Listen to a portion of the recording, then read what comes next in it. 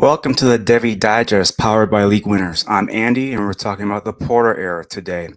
Not only has it changed the landscape of college football, but it's also changed the way that we need to view the campus side of C2Cs. We also need to take a look at the Devy values and CFF dynasty. We discussed all this and more after the intro.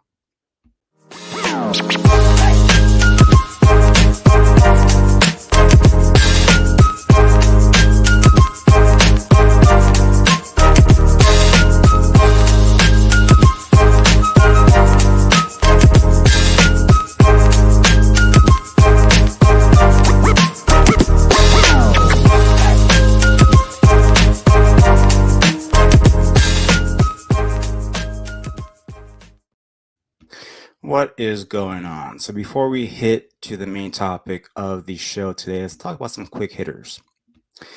Now we have Alabama. They have a new coaching change. Nick Saban retires. Kalen DeBoer has taken over. And the issue with Alabama that I have is not the offensive mind for Kalen DeBoer. It's his recruiting. Can he recruit in the SEC? Can he recruit in the South where there's no ties that he has to it? We saw at Washington, he wasn't able to recruit the best of class. He was able to get some transfer guys, and the offensive scheme worked, and they were able to make it work up in Washington. With Alabama and the SEC, he's really going to need to keep his current recruiting class intact, and he's going to have to limit the portal transfers. We've seen multiple guys on the defensive side enter the portal, and that's going to be huge. And we also see on the offensive side, Isaiah Bond entered the portal. He is visiting Texas. And per Pete Nakos of On3, he's put his prediction that he's going to end up at Texas. We also saw wide receiver Ryan Williams, who reclassified to the 2024 class. He decommitted from Alabama. He is currently visiting Texas A&M. I believe he has a visit with Texas. And then he has a final visit with Auburn. And Auburn's the favorite to land him right now. And Alabama's going to have some question marks. And let's take a look at what they are returning on the offensive side next year.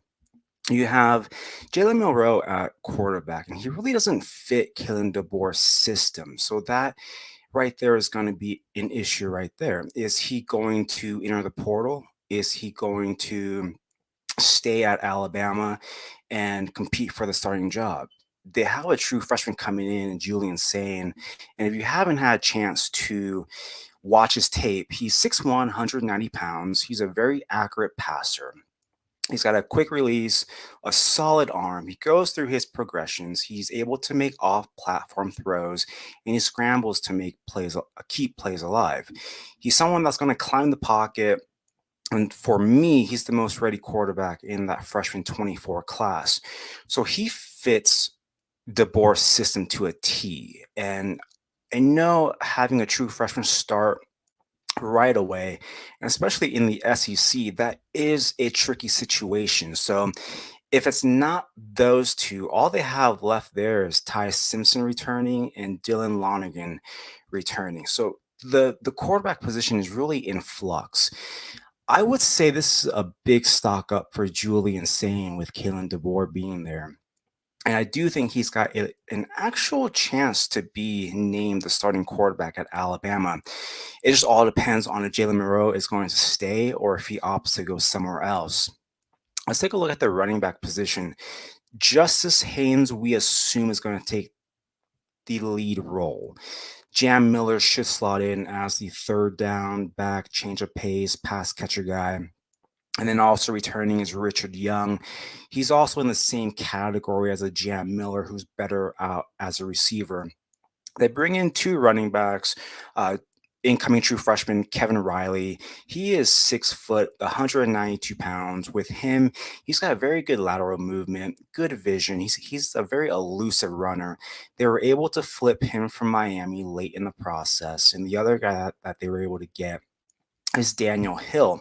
He's more of that thumper. He's 6 foot, 235 pounds.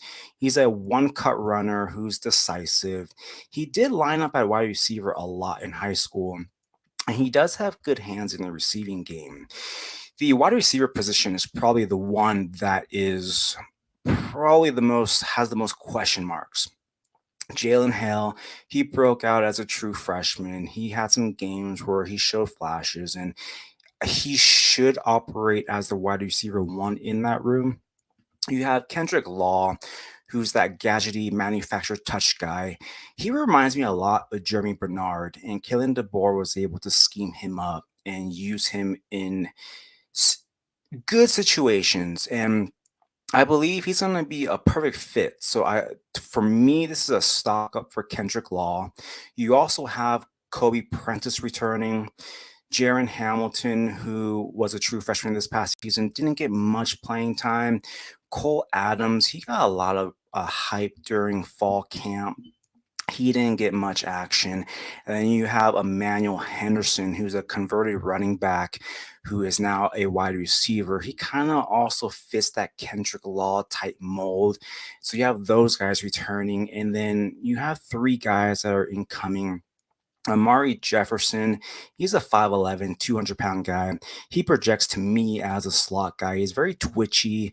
He is schemed up in high school, does really well in space. He's very creative.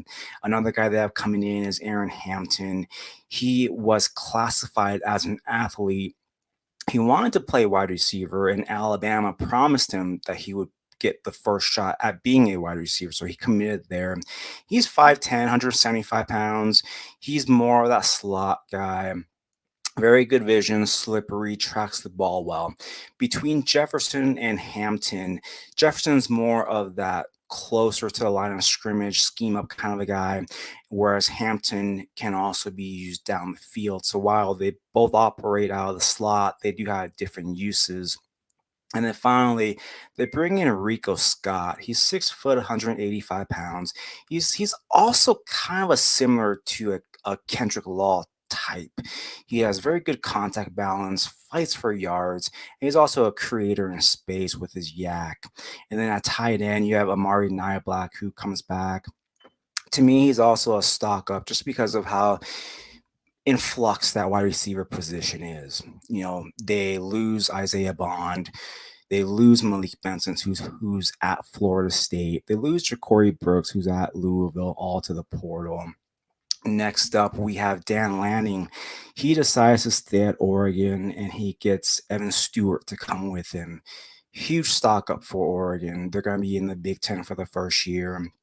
And you have Evan Stewart there. He is my wide receiver one as soon as all the 2024 eligible guys leave and declare by tomorrow. He becomes my wide receiver one.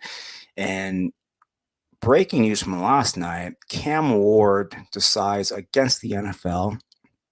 He is going to go to Miami. That's a very good deal for him. He does have problems processing defenses at times. He's very inconsistent. He definitely needs that extra year. So him going to Miami can only help him. This is definitely a stock up for incoming freshman JoJo Trader and Nye Carr. And then finally, at the quarterback position, we have Jaden Maeva, who originally committed to Georgia, somehow worked his way to USC with more NIL money, and he's going to be competing for the starting job with Miller Moss. With Miller Moss, his 6 touchdown game in the Holiday Bowl, I believe that's really overstated. Louisville doesn't really have a very good defense. They didn't play anyone of note, and Louisville also had a lot of opt out guys. So that made USC and Miller Moss look that much better. But when we have a full tape of Miller Moss, how good will he be? Jaden Maeva should give him some good competition. Next, we have Jamal Banks. He goes to Nebraska. That's going to instantly help out Dylan Rayola. And that's also going to relieve some pressure off of Malachi Coleman. Malachi Coleman doesn't have to rely on being the wide receiver one. He can play off of Jamal Banks. Jamal Banks is going to be someone that's going to be really good as a contested catch receiver, really good in the red zone. This should really help Dylan Rayola. And then we have Logan Diggs, who originally was at Notre Dame, transferred to LSU this past season, did pretty well. Ends up at Ole Miss now. He's going to try to help fill the void left by Quinshawn Judkins. To me, this is still a stock up for Kedrick Riscano. Kedrick Riscano will be a redshirt freshman. he should be able to work in as the third down back and change a pace back. Riscano is a very good pass catcher. I believe in his final year in high school, he had like 38 or 42 receptions. So he's someone that's going to be really good out of the backfield as someone to dump off and create. So I do believe this is a stock up for Riscano. And then Michael Trigg, who transfers from Ole Miss to Baylor, this should help Daquan Finn get a reliable target. Now let's talk about Ohio State real quick. We got Emeka Egbuka. He announced that he's returning for his final year. This is going to make that wide receiver room a little interesting here. Does does Emeka stay in the slot primarily, or is he going to be moved inside and outside? If Egbuka stays in the slot, you'd have to imagine Carnell Tate takes one of the outside roles and possibly Jeremiah Smith with the other. If they move a Mecca around and he does play the outside, does this free up Brandon Innes in the slot or possibly Mylan Graham? This wide receiver room is really loaded, and with a Mecca returning, one or two of these guys won't get the playing time that they possibly want. So we do have to see how this sort itself out in the spring camp. Travion Henderson also has announced that he's returning to pair up with Quinshawn Judkins. Ohio State has a loaded offense, loaded at wide receiver, loaded at the running back position. This will only help Travion and Quinshawn. They can both help each other. Neither one of them will take on 30 carries a game. This will help preserve their bodies. They won't get hurt.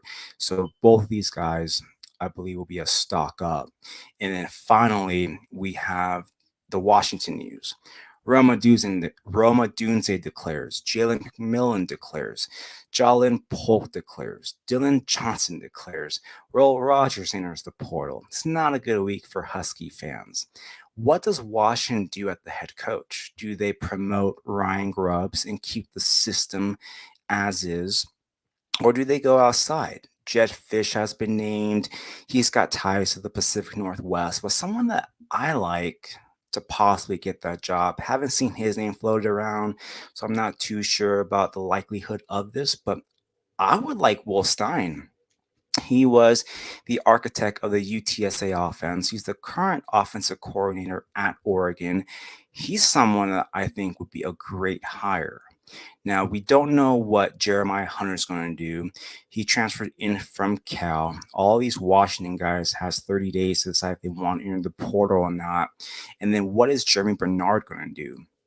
We assume next year that Hunter and Bernard will play the 1 and the 2 role for the wide receivers. Now, do they stay and eat up some of those vacated targets, or do they go elsewhere? Also, now at quarterback, Austin Mack. He is now back. He now has a chance.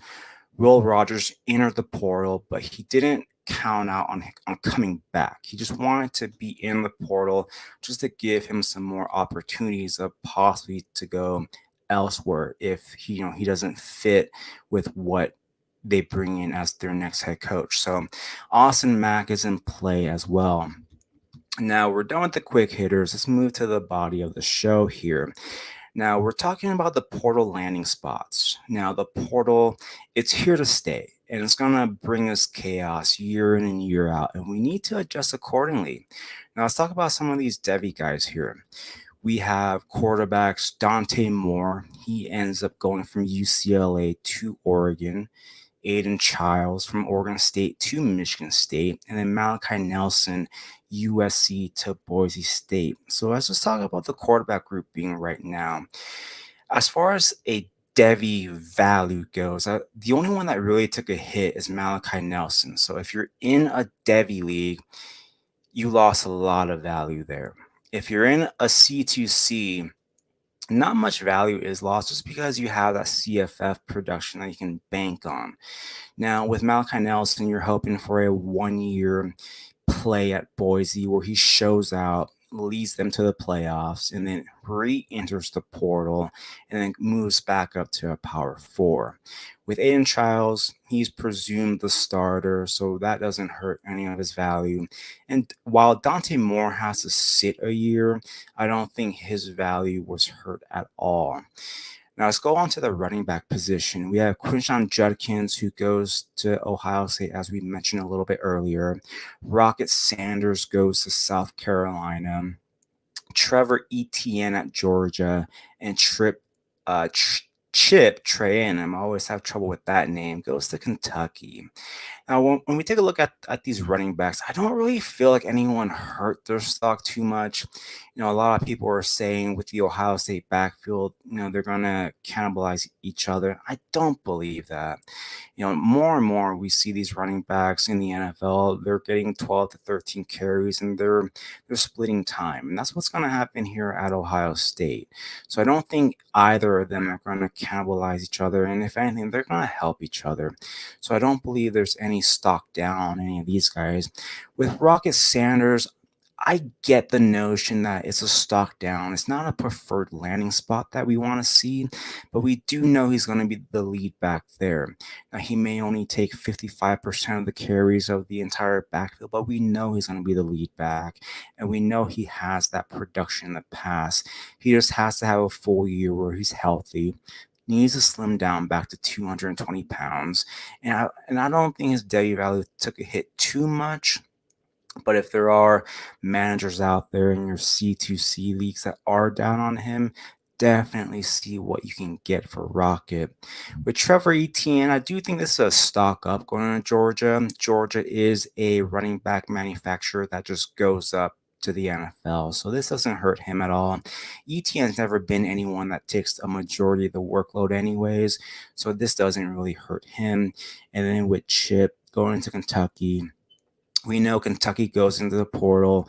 They dip in for 1 year guys. They give them 300 carries and let them prove themselves, and then they go up to the NFL. So this is a stock up for Chip. Let's go to the wide receivers. We have Evan Stewart, who goes from Texas A&M to Oregon, and Matthew Golden from Houston to Texas. Both of these guys are stock up. Evan Stewart, for me, his landing spot didn't matter. He was going to be a stock up no matter what. What he does on the field, it doesn't matter where he goes. He's going to be a top 15 pick next year.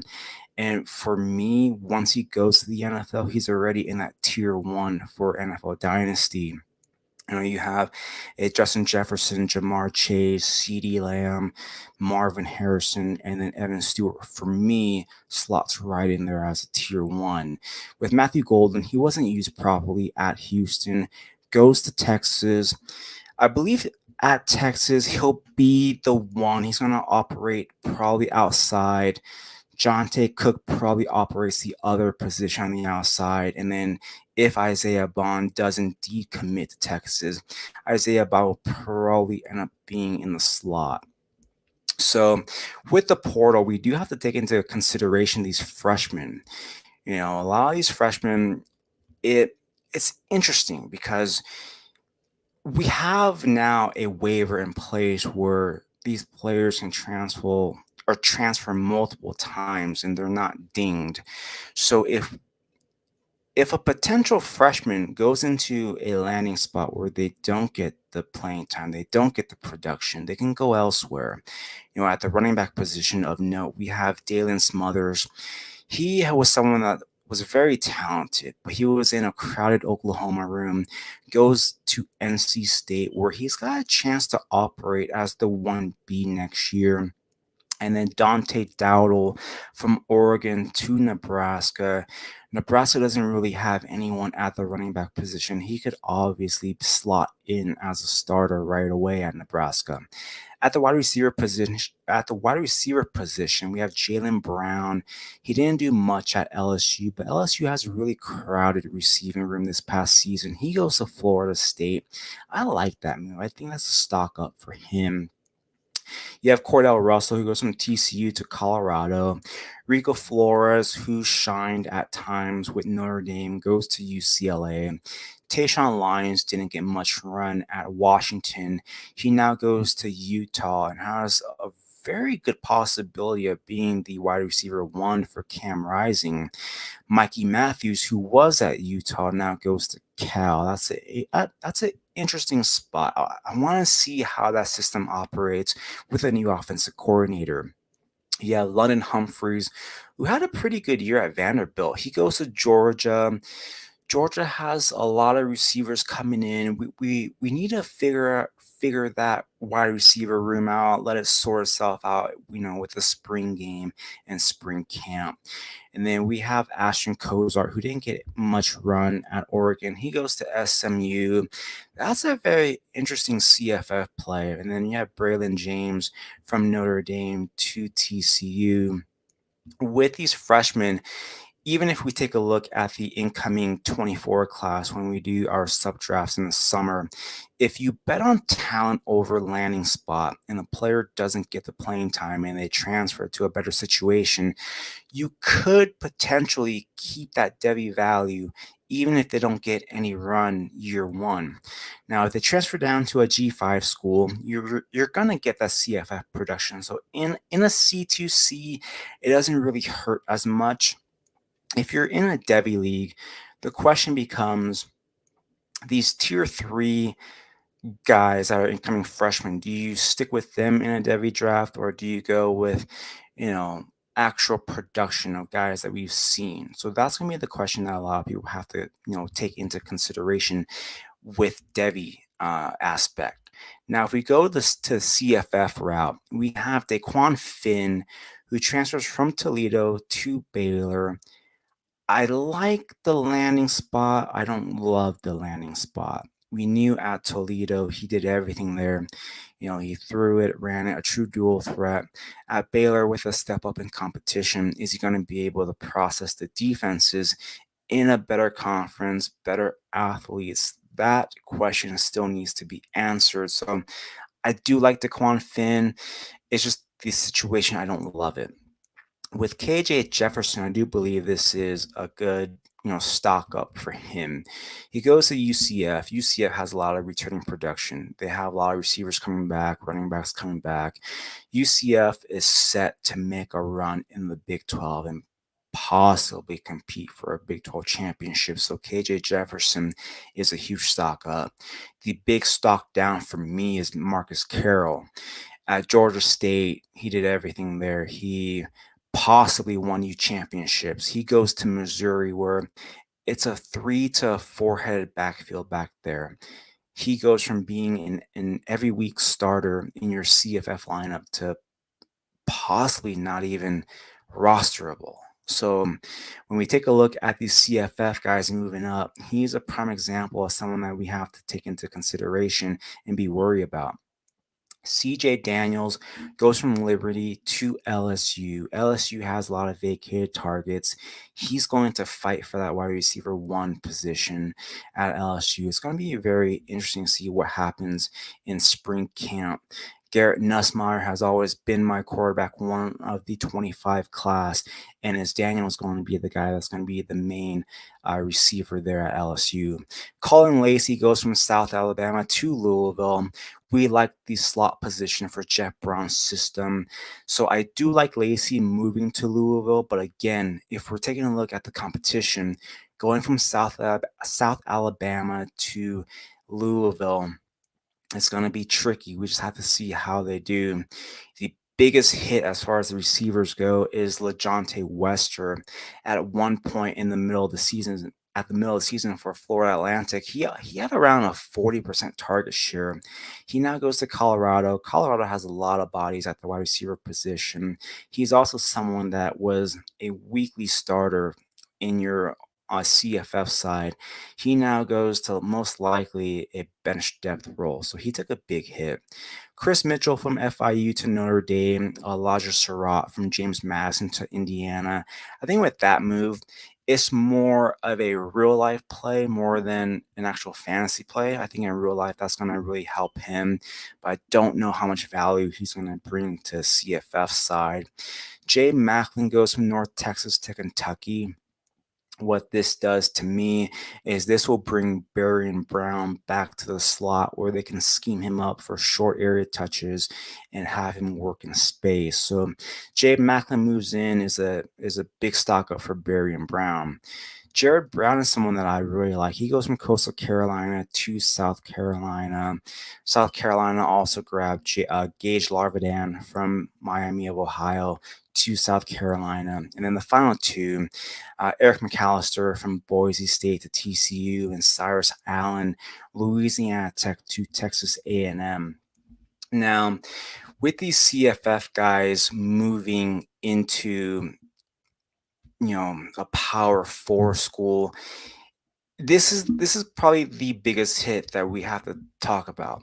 It's tough to rely on these CFF players as long-term options now, so we definitely do have to treat this as more of a redraft. If you're in a C2C, the CFF side, I don't think you can bank on 2 to 3 year production from these CFF guys. So if we treat it as a redraft, you're going to have to churn your roster every year. You're not going to have these guys possibly for 2 or 3 years. It makes trading more viable.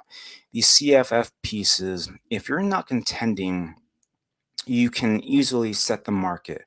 For me, I usually see after 4 weeks. If I'm 0-3 or 0-4, 1-3, I'm going to try to move these CFF assets. I'm going to try to move them. I'm going to try to get sub picks for next year, try to regroup, try to gain value for next year, because there's a lot of times when if you have a CFF piece, you're gonna say, hey, he's a junior. I'm gonna save him. He's gonna be part of my piece for next year. You can't rely on that anymore. We saw that with LeJontay Wester.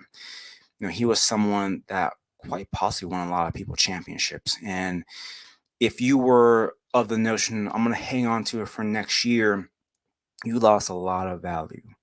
So if you're not contending, you should definitely move off of these CFF pieces and get something for next year. And this also helps you compete every year on the CFF side. You don't have to worry about a 2 year rebuild, a 3 year rebuild.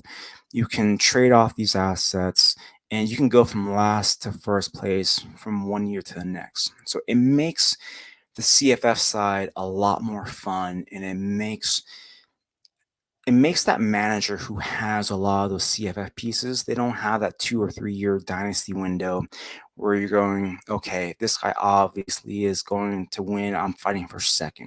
You don't have that just because of that notion that we need to treat this as a redraft. Every year you have a chance. You just need to draft the right guys. Now, with this, once we do treat this as a CFF side, you shouldn't be afraid to take these seniors. A lot of times in these drafts that we do, if you're close between a junior and a senior, you're going to go for the junior just because they have 2 years left. Now, you don't have to think that way. Take the senior, take the guy that likely has better production, and then just churn your roster next year. Don't worry about it. Try to win it now. The question that we do have now is, if we are looking from a Devy perspective, why I always prefer C2C over Devy is, as we talked about earlier with Malachi Nelson, if you strictly only play in Devy leagues, the value that you have now with Malachi Nelson is virtually nothing.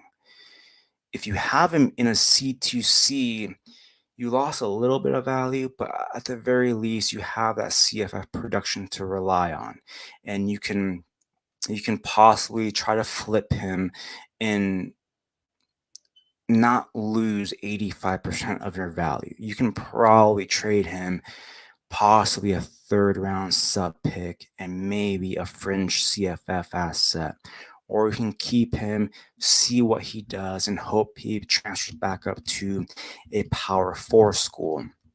Now, with the Devy Digest, it's essentially a comprehensive crib note of a player that, when it comes time to a C2C or a Devy draft, sub draft, you know exactly what to do with them. For me, it started when I was trying to get ready for a Devy draft, and I couldn't find much info on these, college players. These, top tier, yeah, you know who they are, but when we get to, like, say, a Jalen Royals, who is he? What value does he have?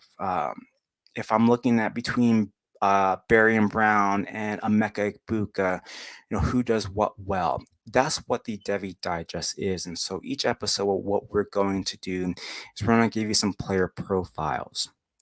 And the first player profile today we're going to go over is Xavier Legette. He is a 6'3", 227-pound wide receiver from South Carolina. He has been clocked at 22.3 miles an hour in game. For South Carolina this past season, when Juice Wells went down, he became the alpha in that room. He is a physical bully ball athlete. And for me, if you haven't seen him play, but you want kind of an NFL comp of what kind of a player he is, he's kind of like that Treylon Burks bucket. He's very physical, does need to be schemed up a little bit. If you're going to ask him to run a traditional X route kind of a receiver, he's not going to work. Xavier Legette, he's been a my guy for a very long time, and there are some negative traits to him. He's a fifth-year breakout guy. A lot of the people that look at the production, they're gonna say this isn't gonna work. He's a fifth-year guy, did nothing, but a lot of people need to realize that there are different circumstances. He had a lot of different injuries. He went through different coaching changes, different offense coordinators, but he never wavered. He always stayed at South Carolina. This past offseason for his fifth year, he trained with Deebo Samuels in the offseason, where he really learned his body type and how to win in college. And so we saw that breakout when he really used his body, become a bully ball type of receiver. And we saw that breakout. He is someone that is the most landing spot dependent wide receiver in this class. If he goes to, that traditional, extra receiver like with New England, he's going to fail. But if he goes somewhere, like with the Dolphins, he is someone that is going to work at the next level. He's going to win at the next level. He is someone that I've said all along, he's going to test really well at the combine, and he's going to see that draft rise similar to a Jonathan Mingo, where he can go a lot earlier than people expect. So that is our Devy profile of the day. The CFF profile of the day that I want to talk about is Arkansas State quarterback Jalen Raynor. He's a 6', 204-pound quarterback. He took over as a true freshman on September 23rd. He is a true dual threat quarterback. He is someone that will make plays with his arm just as well with his feet. He is someone that will go through his progressions and then make the accurate throw. And he's someone that can take off with his feet and does damage there. We saw this past season, there was a game where he took over as a rusher, ran for 97 yards and 2 touchdowns against Southern Miss. And the very next week, threw it for 383 yards with 6 passing touchdowns against UMass. He did hit the freshman wall, and what that does is going to drive his price down. He averaged 22 points a game as a true freshman for fantasy purposes, and right now he's only 6% rostered on Fantrax.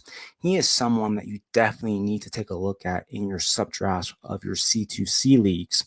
He's someone that can instantly be a top 24 quarterback next year, and he's someone that I really like. So for me, how I view the C2C subdrafts is after about round 3 and round 4, when we're in that tier 3 to possibly tier 4 range of the freshmen, I kind of see who's available on the CFF side and kind of weigh that option. If he's available in your league, you definitely need to take a look at him come the 3rd and 4th round. Now, lastly, what we have is an under the radar freshman profile that we want to give you every week. And the first one is going to be Syracuse wide receiver Emmanuel Ross. He is 6'2", 190 pounds. 190 pounds. He's a four-star in the composites, and he was as high as wide receiver 26 and as low as wide receiver 93. He averages out to be wide receiver 50. He's a tier 4 wide receiver for me in this 24 class. He's originally from New Jersey, who committed to Stanford. Syracuse was able to flip him late in the process. He is a dual sport athlete. He also ran track. He has good change of direction. He's a creator in space. His tape is full of short area plays where they let him work. He plays through contact. He's also a returner, so he has that extra out there where if he doesn't get early playing time, he can possibly be a returner for them. He tracks the ball really well and he shows strong hands.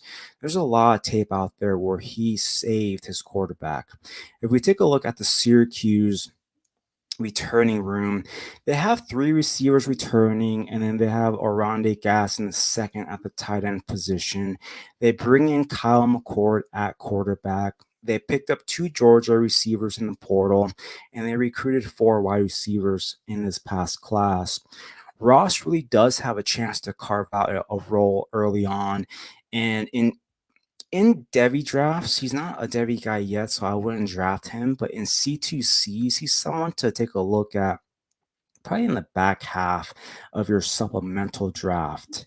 Now, with this show, we are going to bring you shows twice a week. And with this, if you've enjoyed the first episode here, I want to bring you our schedule that we have. Every Sunday, we're going to give you the Devy Digest show. Every Monday through League Winners, we're going to give you a 2024 rookie player profile. Every Tuesday through the CFB Nation, I'm going to bring you Welcome to the Big House. It's a show that we're going to talk exclusively about the Michigan Wolverines. And then Tuesday evening, you can find me with the Dynasty Pros Devy show at Dynasty Pros FF. Every Wednesday, we're back with the Devy Digest show here at the League Winners. And also every Wednesday, we do a Utah State, and BYU content. We're gonna bring you some behind the scenes written content with these three schools, so stay on the lookout for that. Thursday, I take that off, luckily. Every Friday, we bring you a Devy Digest Freshman Friday. We've done Micah Hudson and we've done Jeremiah Smith, but we're going to do that every Friday to get you ready for your C2C and Devy sub drafts. Then every Sunday, we bring you some more Utah State, and BYU content. Now, with this, I hope you enjoyed our first episode here. But before we go here, if you're watching on YouTube, hit the like button, comment, subscribe, and you can follow me at Andy_fam1. If you're listening on Spotify or Apple, give us a rate and review. And we'll see you next time on the Devy Digest.